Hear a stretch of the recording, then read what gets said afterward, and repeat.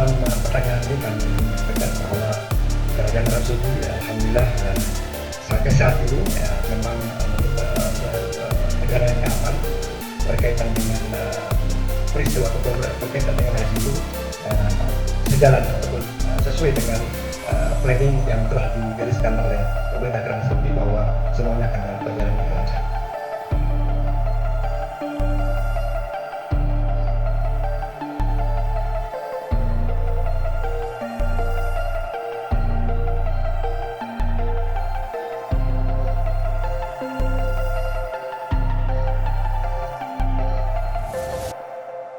Halo, selamat pagi saudara. Anda menyaksikan Sapa Jatim bersama saya Nadifa Rahma. Saudara, jamaah calon haji rencananya akan dijadwalkan berangkat ke Tanah Suci pada 22 April nanti untuk keberangkatan pertama.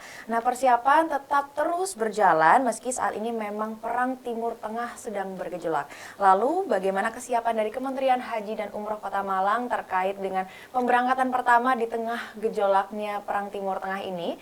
Untuk itu, kita akan bahas kembali terkait dengan persiapan haji dan umroh, apalagi haji di 22 April nanti berangkatnya ini dengan Pak Subhan, Kepala Kantor Kementerian Haji dan Umroh Kota Malang. Selamat pagi Pak Subhan. Selamat pagi. Bagaimana Pak kabarnya hari ini? Alhamdulillah sehat. Kita bahas lagi ya Pak tentang keberangkatan haji. Oke, Karena sebelumnya saudara kita juga sudah bahas terkait dengan persiapan dari Kementerian Haji dan Umroh terkait dengan pemberangkatan haji. Nah sekarang ini kan semakin dekat ya Pak Subhan. Jadi 22 April nanti akan ada pemberangkatan kloter pertama, tinggal menghitung hari begitu ya. Nah karena sekarang ini kan juga ada isu perang Timur Tengah. Karena yang kemarin kita bahas belum ada isu perang nih Pak. Nah, adakah perbedaan persiapannya Pak terkait dengan perbedaannya sekarang ini yang sudah ada isu tersebut? Ya, terima kasih. Jadi Kota Malang ini pemberangkatan jemaah hajinya itu di gelombang pertama, kloter-kloter awal. Jadi ada yang kloter 4, kloter 10, kloter 11, 12, 13. Nanti ada lagi yang kloter 116. Itu karena permintaan yang bersangkutan, karena belum ada izin dari perusahaan tempat bekerja sehingga harus berangkat akhir, menunggu izin keluar untuk cuti bekerjanya. Kemudian untuk yang tanggal 22 itu dari kloter 4 nanti bergabung dengan Kota Batu.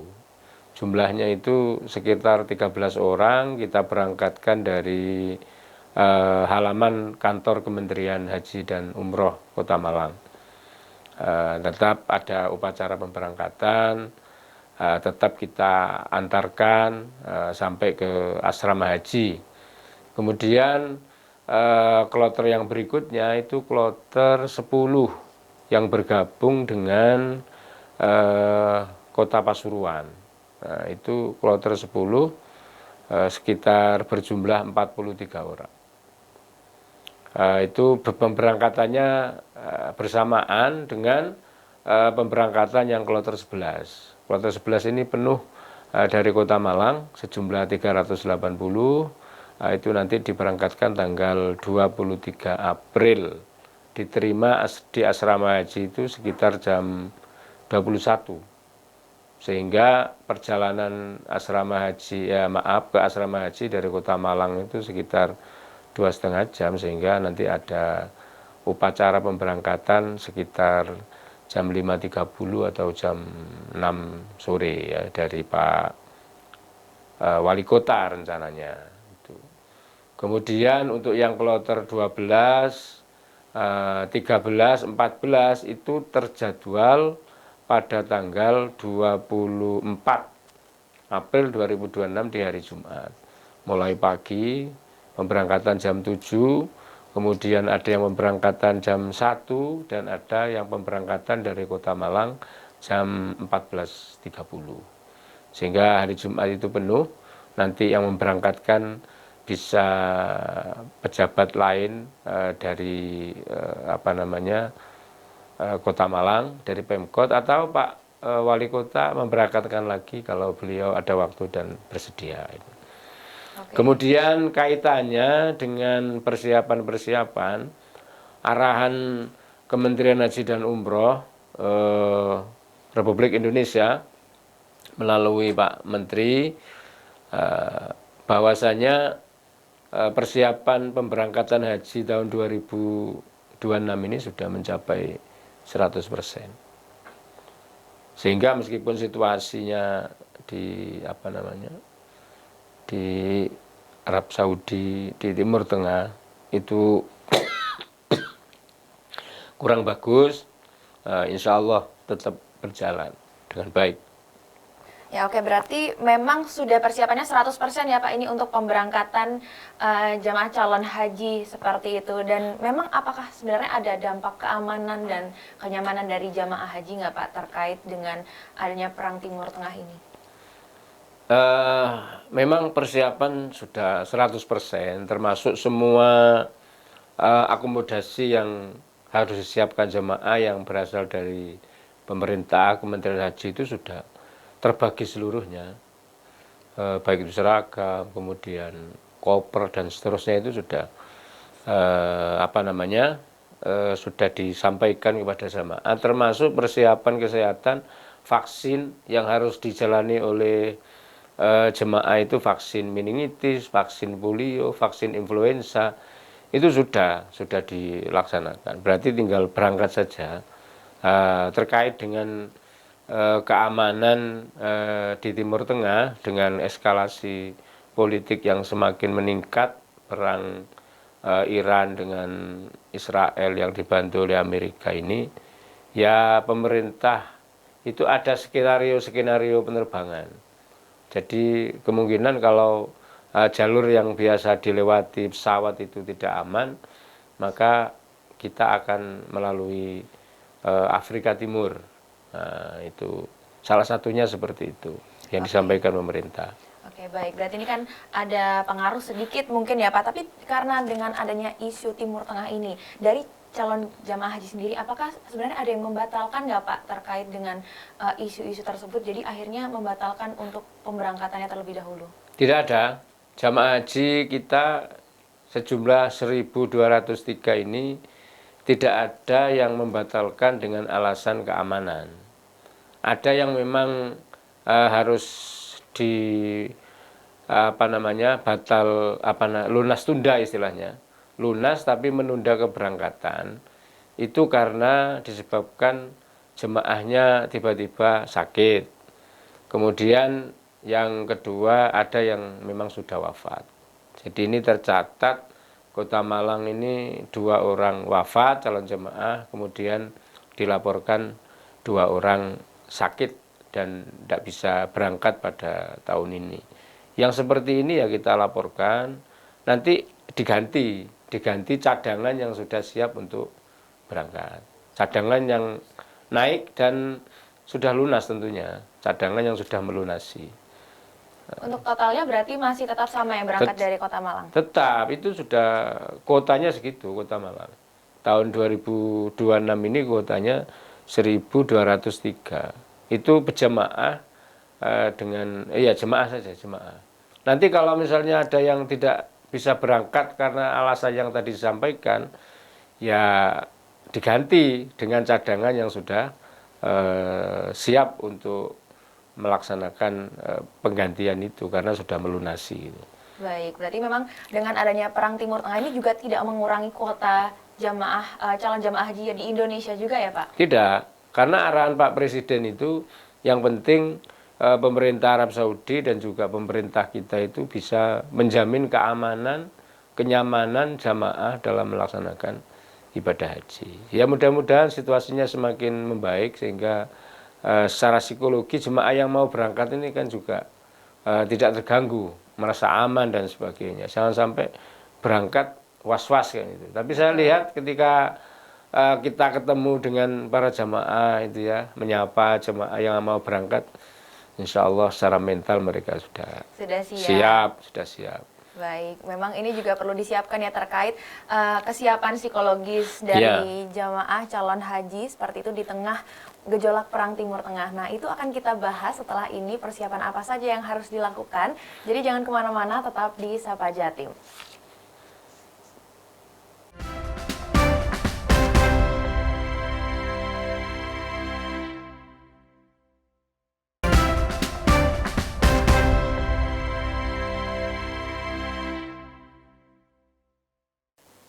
Masih di Sapa Jatim bersama saya Nadifa Rahma dan Pak Subhan, Kepala Kantor Kementerian Haji dan Umroh Kota Malang.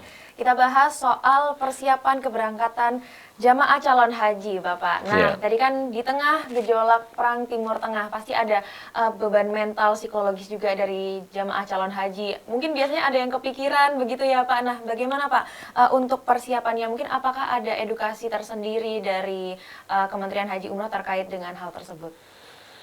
Ya, memang kan jemaah kita ini kan terbagi dalam beberapa kloter gitu ya.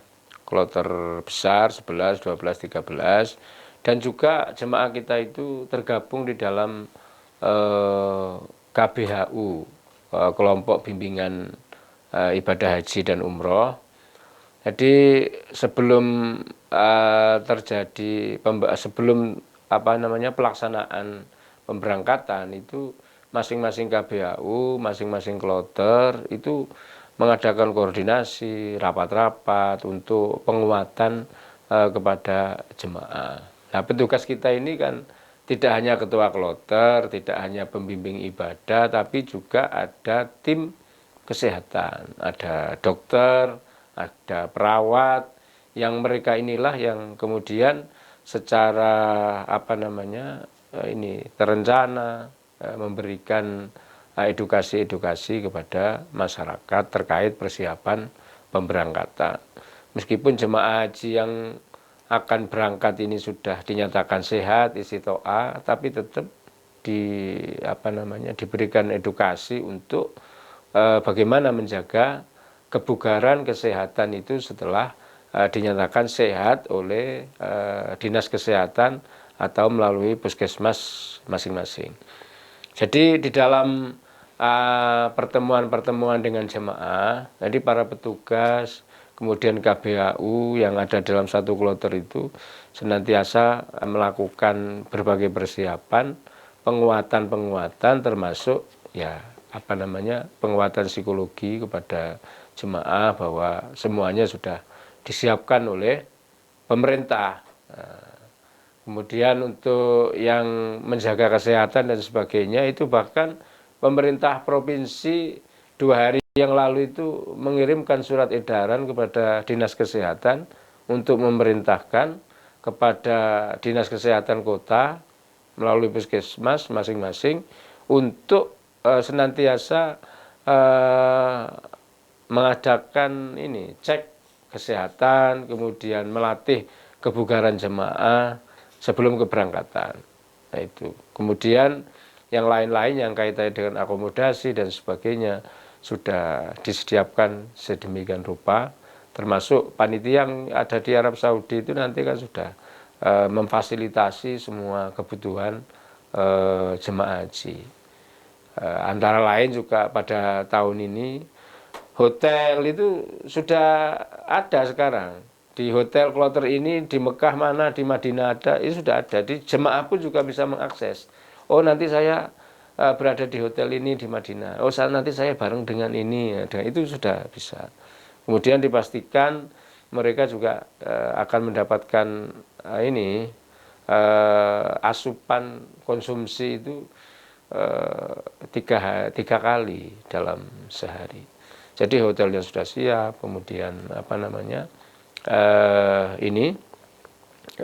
masalah asupan konsumsinya sudah siap. Bahkan nanti yang berkaitan dengan pembayaran dam, nah, karena kita ini hajinya kan haji tamattu, umroh dulu baru haji yang itu harus ada denda atau dam nusuk yang itu dibayarkan nanti Kota Malang ini sepakat 99% itu nanti kita membayarkan dendanya di Arab Saudi. Dan itu sudah kita bicarakan sistem dan mekanismenya. Sehingga semua persyaratan administrasi dan lain-lain, kemudian tambahan untuk penguatan psikologi kepada jemaah itu sudah kita sampaikan gitu. Baik, berarti memang dari fisik dan juga psikologi sudah Ya, dipersiapkan ya, kita tidak siapkan, hanya ya. persiapan fisik saja secara kesehatan, tapi secara psikologi juga untuk keadaan saat ini yang kurang lebih ada perang Timur Tengah ini juga dipersiapkan juga begitu Ya. ya. Nah kemarin juga ya Pak, ini juga jadi sorotan karena Kementerian Haji dan Umroh ini mengajukan kenaikan anggaran seperti itu terkait dengan naiknya harga aftur di perang Timur Tengah ini. Nah itu apakah ada pengaruhnya kepada jemaah atau sudah dijamin semuanya tinggal berangkat aja nih Pak? Kalau komitmen pemerintah, Kementerian Haji dan Umroh ini, pengajuan anggaran, kenaikan dan seterusnya, itu tidak akan berdampak kepada jemaah. Tidak akan berdampak ke jemaah. Jadi jemaah ya sudah pelunasan yang sudah dibayarkan kepada pemerintah yaitu sudah yang dikenakan kepada jemaah. Jadi tidak ada tambahan lagi kepada jemaah. Bahkan nanti kan jemaah itu nanti mendapatkan pengembalian atau living cost sekitar 750 real. Nanti dibagi di asrama haji itu langsung diberikan kepada jemaah. Jadi tidak ada perubahan begitu Tidak ya ada, Pak yang perlu tidak disiapkan oleh jamaah calon haji Ya. terkait dengan kenaikan harga bahan bakar, aftur, lalu juga kenaikan harga lainnya seperti itu. Nah ini memang apakah juga dari Kementerian Haji dan Umroh juga ada koordinasi dengan pihak Arab Saudinya juga Pak terkait dengan pemberangkatan ini? Nah ya kalau itu ya pasti ya itu dilakukan oleh pusat. Kita yang di daerah ini kan melaksanakan kebijakan apapun yang telah ditetapkan oleh pemerintah. Jadi kalau ada pertanyaan misalnya gimana jemaah apa perlu Pak Persiapannya dapat bagaimana gitu ya? sangunya harus banyak. Ya memang sangunya ya kalau bisa ditambah gitu. Ditambah dalam pengertian untuk jemaah haji yang lansia yang tidak bisa melaksanakan ibadahnya misalnya tawaf sa'i dengan sempurna itu misalnya dengan sewa alat gitu. Jadi harus bawa tambahan biaya itu untuk sewa itu bukan untuk oleh-oleh kan gitu ya. Oleh-olehnya cukup di tanah air saja di sana secukupnya. Nanti kopernya tidak cukup nanti kalau kebanyakan oleh-oleh. Betul. Jadi memang kami pesankan kepada jemaah yang lansia yang memang tidak bisa sempurna melaksanakan ibadah harus dengan pendampingan atau menggunakan alat bantu seperti kursi roda yang kalau kursi roda kan bisa bawa dari sini atau yang pakai bisa ditumpangi 2 sampai 3 orang itu kan bersewa atau kursi roda nanti menggunakan jasa orang sana itu bisa tapi kan bersewa sehingga untuk jamaah lansia ini ya harapannya ya bekalnya itu ditambah untuk sewa alat-alat yang bisa mendukung mereka untuk melaksanakan ibadah yang tidak bisa dilakukan secara mandiri. Baik, berarti dengan kondisi saat ini memang perlu bekal tambahan tadi ya, Ya, Pak, untuk yang dengan lansia, ya. lansia, apalagi untuk kenyamanan saat Ya. ibadah haji nanti. Nah ini kita juga akan bahas terkait bagaimana memastikan keamanan dan juga kenyamanan dari jamaah calon haji di tengah perang begitu ya di Timur Tengah. Nanti akan kita bahas bagaimana perang dari Kementerian Haji dan Umroh sendiri perannya bagaimana untuk memastikan kenyamanan tersebut. Jadi kita akan bahas setelah ini, jangan kemana-mana, tetap di Sapa Jatim.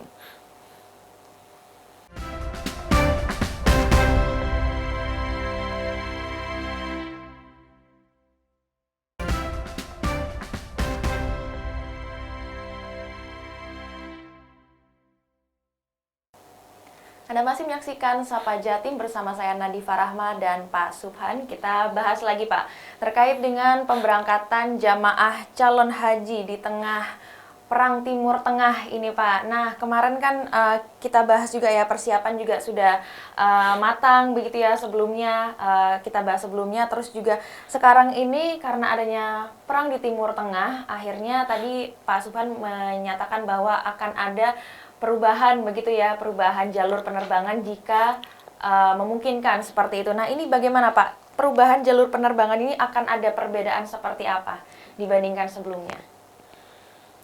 Baik, jadi untuk penerbangan kita memang seluruh Indonesia untuk pemberangkatan jemaah haji ke Tanah Suci, seluruh jemaah seluruh Indonesia termasuk di embarkasi SUB Jawa Timur ini Surabaya, itu 21 April ini sudah kloter pertama, gelombang pertama itu sudah masuk asrama. Sudah masuk asrama. Kemudian 1 hari di asrama,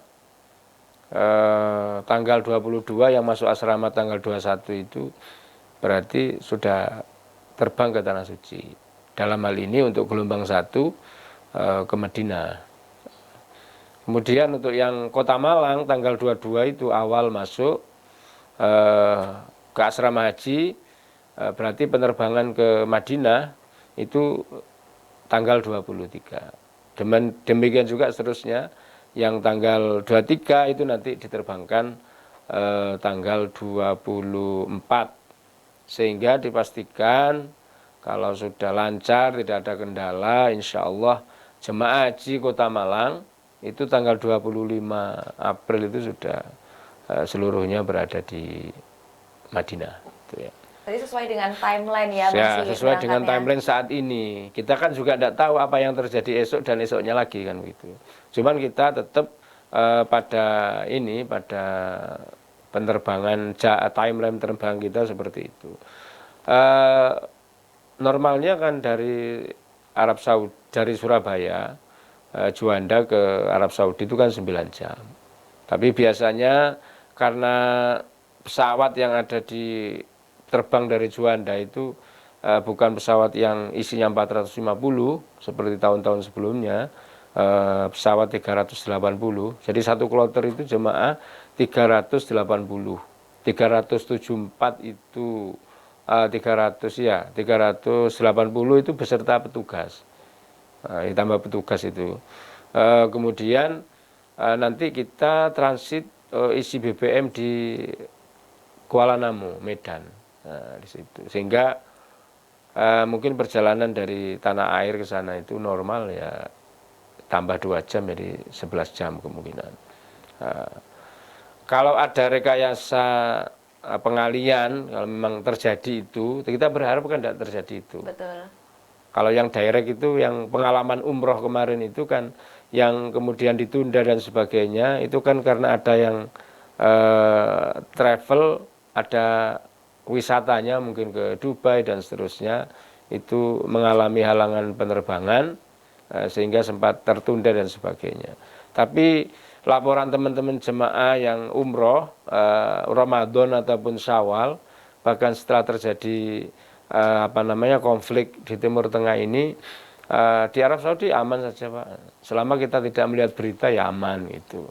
Cuma di Arab Saudi, di 2 tanah suci itu tidak ada masalah. Kemudian kita yang penerbangan dari Jeddah ke Surabaya atau Surabaya ke Jeddah yang direct itu tidak ada masalah gitu katanya. Sehingga kita berharap kondisi konflik politik ini semakin membaik kan begitu, semakin baik. Kita kan tidak bisa memprediksi apa yang terjadi besok di di konflik Timur Tengah ini. Hanya berharap dan berdoa mudah-mudahan ini segera berakhir gitu. Masing-masing pemimpin di negara itu menyadari bahwa ini ada giat yang diselaraskan oleh umat Islam di seluruh dunia. Pihak-pihak yang bertikai itu seperti Iran atau mungkin juga warga Amerika itu kan juga ada yang melaksanakan ibadah haji kan begitu. Itu kan berkaitan langsung dengan warga negara mereka. Jadi untuk kedamaian bersama ya, karena Ya. memang juga haji ini kan juga dari seluruh dunia, Ya, jadi betul. biar sama-sama nyaman seperti itu. Ya. Nah ini Pak, terakhir ya, memang karena tadi kan ada beberapa jalur penerbangan yang mungkin sudah disiapkan, itu juga sudah disosialisasikan kepada jamaah calon haji nanti. Sudah kita sampaikan melalui pertemuan-pertemuan koordinasi dengan para jamaah, dan para jamaah sudah paham, oh berarti nanti akan sedikit lebih lama karena muter jalannya, begitu sudah paham jamaahnya. Oke, sedikit lebih lama nanti akan dialihkan lewat mana Pak? Kalau untuk Ya pemberangkatan tadi ini? itu lewat Afrika Timur katanya. Oke, Iya. berarti ini sudah Sebelum disampaikan masuk ya. tanah suci. Sebelum masuk tanah suci dilewatkan ke Afrika Timur seperti itu, dan itu akan lebih lama begitu ya Pak dibanding jalur biasanya. Iya, lebih lama. Oke, baik. Nah, terakhir ini Pak, apakah ada pesan-pesan untuk jamaah calon haji yang berangkat di tahun ini, apalagi yang di kloter-kloter awal ini Pak, di tanggal 22 April nanti, apakah ada pesan-pesan bisa disampaikan kepada jamaah calon haji yang berangkat di tengah konflik Timur Tengah seperti ini? Baik, kepada para jemaah, terutama jemaah haji Kota Malang yang akan berangkat di kloter awal mulai tanggal 22 sampai tanggal 24, kami berpesan dari Kementerian Haji dan Umroh, yang pertama perbanyak berdoa kepada Allah Subhanahu wa Ta'ala. Mudah-mudahan diberikan kesehatan, kelancaran, dan keamanan serta kenyamanan dalam prosesi pelaksanaan ibadah haji tahun 2026. Kemudian yang kedua, cek dulu juga barang-barang bawaan, barang-barang yang harus dibawa, obat-obatan yang harus mendampingi para jamaah sekalian, itu segera dipenuhi karena kita ini waktunya kurang seminggu.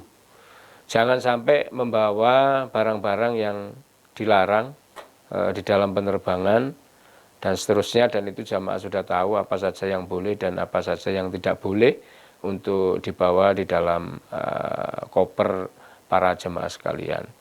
Kemudian yang ketiga, mohon tetap menjaga kesehatan, kebugaran, lakukan